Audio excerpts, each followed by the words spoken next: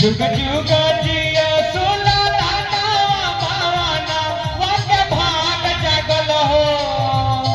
जुग जुग जिया सुलाला बावाना वाके भाग जागल हो। कि ललना लाल होई है दुलवा के दीपक मनवा में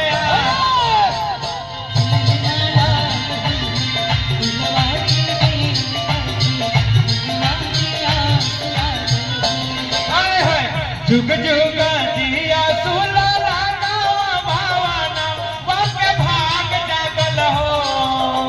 जुग जुग जिया सुलाला बावाना वाके भाग जागल हो। हे ललना दुलवा के दीपक मनवा में आस लागल हो।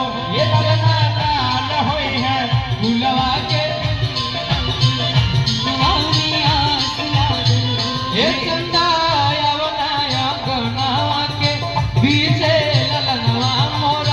खेली है ठीक ना।